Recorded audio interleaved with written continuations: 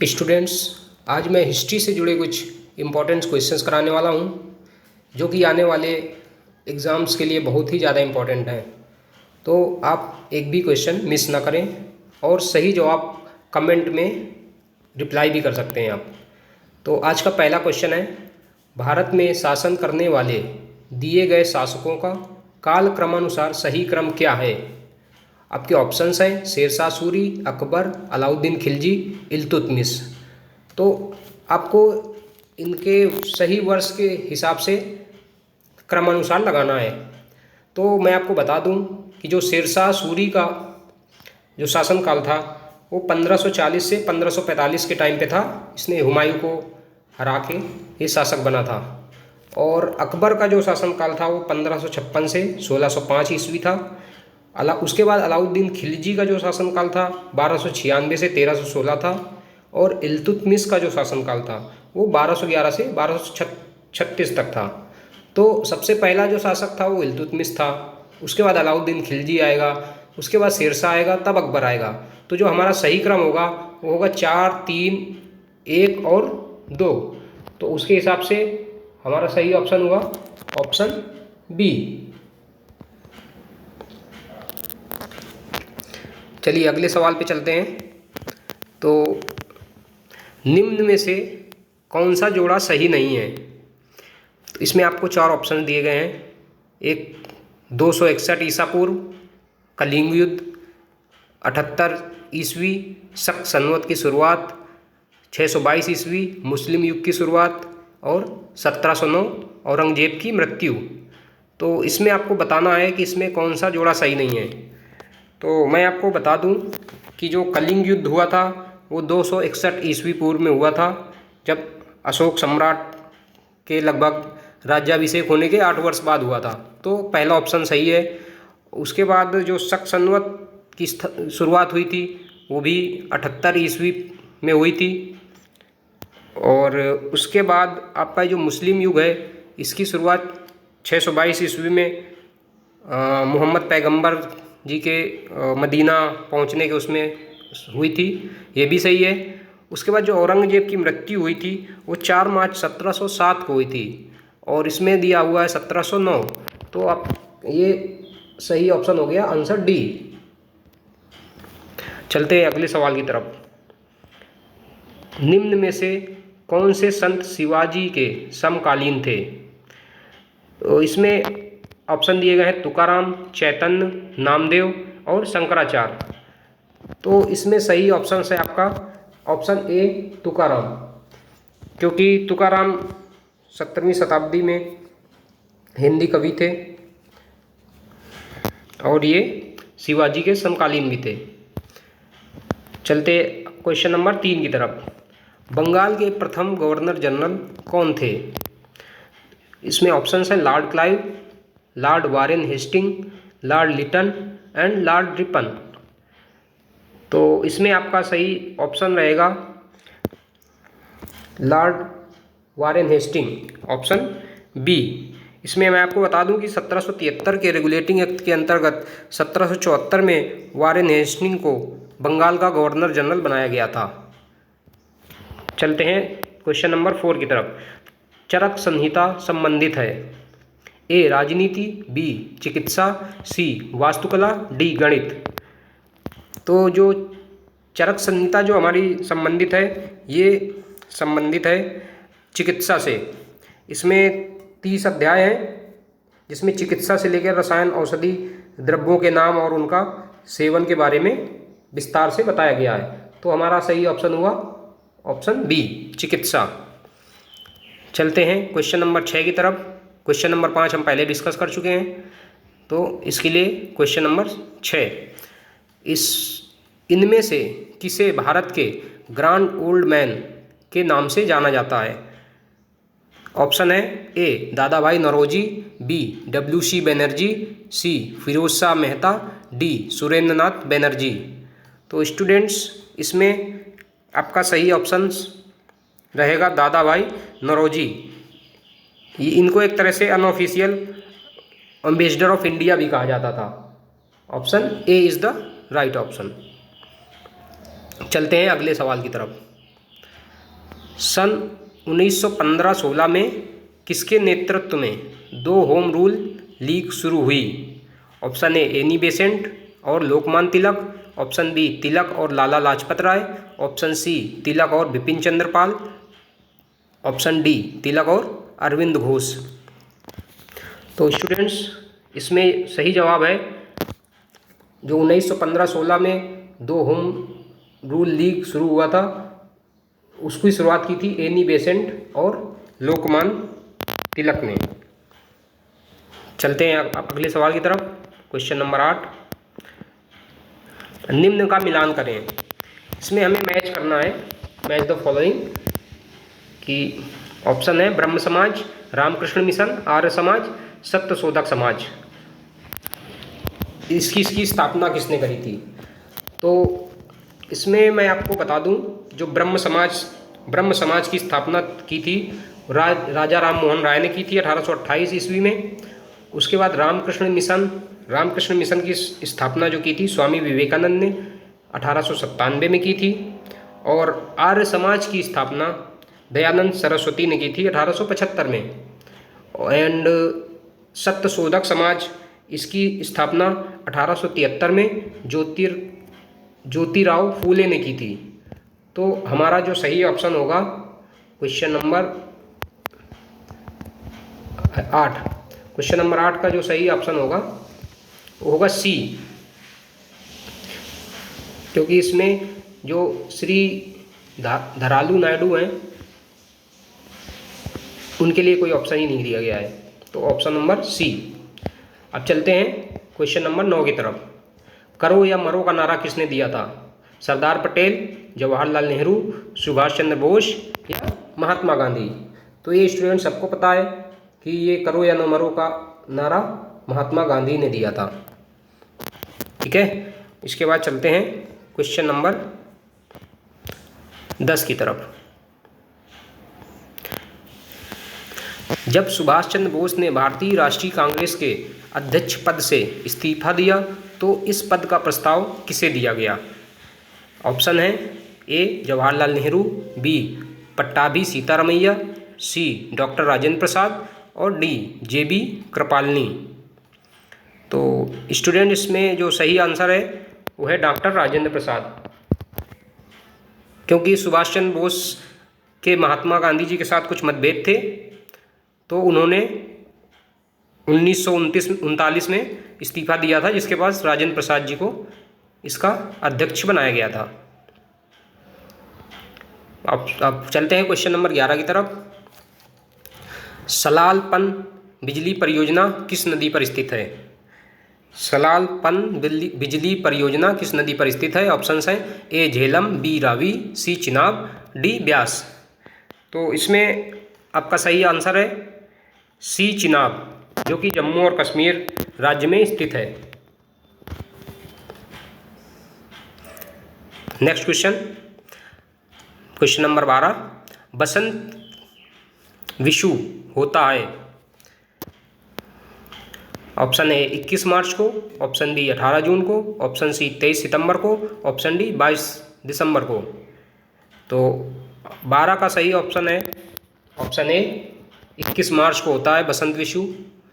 इसमें कुछ डिस्कस करने जैसा नहीं है। उसके बाद क्वेश्चन नंबर 13 पे चलते हैं। राजस्थान में खेतड़ी परियोजना किसके उत्पादन के लिए प्रसिद्ध है?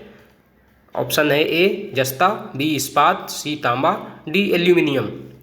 तो इसमें स्टूडेंट सबको मालूम है कि जो खेतड़ी परियोजना है वो तांबा के उत्पादन के लिए बहुत प्रसिद्ध है। अब चलते हैं क्वेश्चन नंबर 14 की तरफ। काजीरंगा राष्ट्रीय उद्यान कहाँ पर स्थित है? Option A Madhya Pradesh, B Assam, C Paschim Bengal, D Kerala. तो स्टूडेंट्स, ये सबको मालूम होगा काजीरंगा जो नेशनल पार्क है वो अपना असम में स्थापित है। और उसके बाद चलते हैं क्वेश्चन नंबर 15 की तरफ। निम्नलिखित में से कौन सी हिमालयी नदी तंत्र की नदियां हैं? Option A Kaveri, B Ganga, C Brahmaputra, D Godavari. तो इसमें मैं आपको बता दूं कि जो क्वेश्चन नंबर 15 है तो इसमें पूछ रहा है कि हिमालय नदी तंत्र से निकलने वाली नदियाँ कौन सी हैं।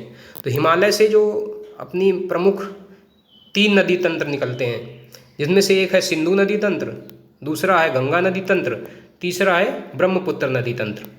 तो इसमें जो ऑप्शन है गंगा और ब्रह्मपुत्र, तो वो दोनों हिमालय नदी तंत्र से निकलती हैं। तो अपना जो सही आंसर हुआ वो हो गया सेकेंड एंड थर्ड, तो B is the right option. अब चलते हैं 16 नंबर प्रश्न की तरफ।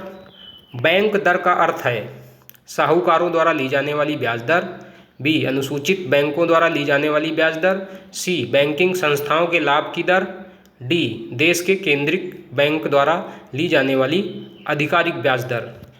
तो इसका जो सही 16 का जो सही ऑप्शन है वो है ऑप्शन डी। जो केंद्रीय बैंक घरेलू बैंकों को पैसा देती हैं उस पर जो ब्याज देती हैं उसको बैंक दर बोलते हैं। ठीक है, अब चलते हैं नेक्स्ट क्वेश्चन की तरफ। Question number 17। यदि आरबीआई नकद कोषानुपात को घटा दे तो खास सर्जन पर क्या असर होगा। इसको मैं इंग्लिश में भी पढ़ के सुना देता हूँ। इस RBI reduces the cash reserve ratio, what will happen to the credit creation. तो इसमें आपका ऑप्शन है ए कोई असर नहीं रहेगा, बी घट जाएगी, सी बढ़ जाएगी, या डी इनमें से कोई नहीं। तो इसका 17वें का जो सही आंसर है वो है आंसर सी, CRR बढ़ जाती है, क्रेडिट क्रिएशन बढ़ जाएगी, खास सर्जन बढ़ जाएगा। ठीक है, अब क्वेश्चन नंबर 18। इनमें से किस प्रकार की अर्थव्यवस्था में संसाधनों पर निजी अधिकार होते हैं और आर्थिक गतिविधियों का मुख्य उद्देश्य लाभ अर्जित करना होता है। ऑप्शन है आपके, ऑप्शन ए पूंजीवादी, ऑप्शन बी समाजवादी, ऑप्शन सी मिश्रित, या ऑप्शन डी वैश्विक। तो इसमें आपका जो सही आंसर है answer A is the right answer, पूंजीवादी। चलते हैं क्वेश्चन नंबर 19 की तरफ। 100 रुपये का नोट किसके द्वारा हस्ताक्षरित किया जाता है। 100 रुपये का नोट किसके द्वारा हस्ताक्षरित किया जाता है। ऑप्शन है ए आरबीआई गवर्नर, बी भारत के राष्ट्रपति, सी वित्त मंत्री, या डी वित्त सचिव। तो इसमें जो आपका सही आंसर है वो है आरबीआई गवर्नर अपने नोट्स पे साइन करते हैं। लेकिन यहाँ पर एक और इम्पॉर्टेंट क्वेश्चन बनता है कि जो 1 रुपये का नोट आता है वो भारत सरकार जारी करती है और उसमें आरबीआई गवर्नर के हस्ताक्षर नहीं होते हैं, उसमें वित्त सचिव के हस्ताक्षर होते हैं, वित्त मंत्री की नहीं होते हैं, वित्त सचिव के हस्ताक्षर होते हैं। ये भी कई बार क्वेश्चंस आया हुआ है, तो आप इसको याद कर लें कि अगर इसमें 100 रुपये का नोट की जगह 1 रुपये का नोट होता तो वित्त सचिव ऑप्शन आता, लेकिन 100 रुपये का नोट है तो आरबीआई गवर्नर सही आंसर है। अब चलते हैं क्वेश्चन नंबर 20 की तरफ। फेमा FEMA का पूर्ण रूप क्या होता है। What is the full form of FEMA. तो फेमा का मैं आपको सही आंसर बता दूं इससे पहले मैं ऑप्शन पढ़ देता हूं एक बार। Option A fund exchange media agency, option B foreign exchange management act, option C finance and export management association, option D foreign export market agency. तो इसमें आपका सही आंसर है 20 का आंसर है B foreign exchange management act. ठीक है, चलते हैं अगले क्वेश्चन की तरफ। Question number 21। भारत के संविधान में जन स्वास्थ्य एवं स्वच्छता किसमें शामिल है। ऑप्शन है आपके, ऑप्शन ए राज्य सूची में, ऑप्शन बी समवर्ती सूची में, ऑप्शन सी संघ सूची में, और ऑप्शन डी इनमें से कोई नहीं। तो इसका जो सही आंसर है ऑप्शन ए राज्य सूची में शामिल किया गया इसको, जन स्वास्थ्य एवं स्वच्छता को। Option A is the right answer. अब चलते हैं अगले क्वेश्चन की तरफ। Question number 22। भारत में पंचायती राज व्यवस्था इसके अंतर्गत रखी गई है। ऑप्शन ए मूल अधिकार, ऑप्शन बी मौलिक कर्तव्य, ऑप्शन सी राजनीति के निदेशक तत्व, या ऑप्शन डी इनमें से कोई नहीं। तो ये जो भारत में पंचायती राज की व्यवस्था रखी गई है ये राजनीति के निदेशक तत्वों के अंतर्गत रखी गई है। तो इसका सही आंसर होगा ऑप्शन सी। ओके, अब चलते हैं नेक्स्ट क्वेश्चन की तरफ। Question number 23। शिक्षा का अधिकार एक मौलिक अधिकार है जो कि संबंधित है। ऑप्शन ए अनुच्छेद 21A से, ऑप्शन बी अनुच्छेद 19 से, ऑप्शन सी अनुच्छेद 29 एवं 30 से, ऑप्शन डी इनमें से कोई नहीं। Right to education is fundamental right which related to which article. तो इसमें जो सही ऑप्शन है क्वेश्चन 23 का अनुच्छेद 221A में इसे मौलिक अधिकार में शामिल किया गया है। शिक्षा का अधिकार एक मौलिक अधिकार है, तो अपना option A is the right option. अब आते हैं क्वेश्चन नंबर 24 की तरफ। निम्न में से किसने संविधान सभा में उद्देश्य प्रस्ताव रखा? संविधान सभा में उद्देश्य प्रस्ताव किसने रखा था? ऑप्शन ए है जवाहरलाल नेहरू, ऑप्शन बी है महात्मा गांधी, ऑप्शन सी है BR अम्बेडकर और ऑप्शन डी है BN राव। 24 का जो राइट ऑप्शन है, उद्देश्य प्रस्ताव रखा था जवाहरलाल नेहरू जी ने, तो A is the right option. चलते हैं क्वेश्चन नंबर 25 की तरफ। भारतीय संविधान के किस अनुच्छेद में अल्पसंख्यकों के हित निहित हैं? आपके ऑप्शंस हैं, ऑप्शन ए अनुच्छेद 21, ऑप्शन बी अनुच्छेद 24, ऑप्शन सी अनुच्छेद 29 या ऑप्शन डी इनमें से कोई नहीं। तो इसमें जो सही आंसर है वो है अनुच्छेद 29। भारतीय संविधान के अनुच्छेद 29 में अल्पसंख्यकों के हित निहित हैं। ओके, चलते हैं नेक्स्ट क्वेश्चन की तरफ। Question number 26। ठोस चालक में धारा वाहक होते हैं। ये तो बहुत ही आसान क्वेश्चन है। इसके ऑप्शंस हैं, option A proton, option B neutron, option C मुक्त इलेक्ट्रॉन, ऑप्शन डी इनमें से कोई नहीं। तो ठोस चालक में धारा किसके कारण बहती है? बहुत ईजी क्वेश्चन है, मुक्त इलेक्ट्रॉन के कारण। ओके, चलते हैं अगले क्वेश्चन के ऊपर। Question number 27। प्रकाश वर्ष किसके मापन की इकाई है? इसके ऑप्शंस हैं, एक वर्ष में मापी गई रॉकेट की गति की, ऑप्शन बी एक वर्ष में निर्वात में ध्वनि द्वारा चली गई दूरी की, ऑप्शन सी एक वर्ष में निर्वात में प्रकाश द्वारा चली गई दूरी की, या ऑप्शन डी हवाई जहाज की गति की। तो ये जो प्रकाश वर्ष एक इकाई होती है, इसका मैं आपको बता दूं, एक प्रकाश वर्ष बराबर होता है लगभग 95 खरब किलोमीटर। एक्चुअल अगर देखा जाए तो 9.46 × 10⁻15 मीटर होता है। तो ये इसमें सही आंसर है, आंसर सी, एक वर्ष में निर्वात में प्रकाश द्वारा चली गई दूरी। ओके, चलते हैं 28 नंबर क्वेश्चन पे। ब्लीचिंग पाउडर का रासायनिक नाम यह भी है। ऑप्शन है A calcium sulphate, option B calcium oxychloride, option C sodium bicarbonate या ऑप्शन डी सोडियम क्लोराइड। तो इसका सही आंसर है 28 का सही आंसर है B calcium oxychloride, CaOCl2 bleaching powder का रासायनिक नाम है। ओके, अब क्वेश्चन नंबर 29। 18 कैरेट सोने में खरे सोने का प्रतिशत कितना होता है? ऑप्शन है 60%, option B 75%, option C 80%, option D 100%। तो स्टूडेंट्स यहाँ पे मैं आपको बता दूँ कि बहुत से लोग कंफ्यूज रहते हैं कि हम कैरेट को कैसे पहचानें, जो हॉलमार्क रहता है उससे हम सोने का कैरेट कैसे पहचान सकते हैं। तो मैं आपको बता दूं, जो हमारा 24 कैरेट का जो सोना होता है उसमें 99.9% प्योर गोल्ड होता है, और तो इसको जो हॉलमार्क में लिखते हैं तो 99.9% को 999 लिख देते हैं। ऐसे ही जो 22 कैरेट का सोना होता है उसमें 91.67% प्योर गोल्ड होता है, उसके अलावा बाकी मेटल्स होते हैं। तो हॉलमार्क में अगर लिखेंगे तो उसको 916 लिख देते हैं।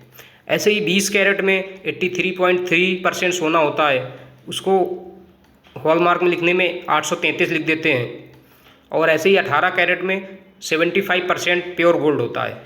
तो हॉलमार्क में लिखेंगे तो 750 लिखा होगा, तो हम पहचान सकते हैं कि ये 18 कैरेट का सोना है। और यदि 14 कैरेट का गोल्ड होता है तो उसमें 58.3% गोल्ड प्योर गोल्ड होता है।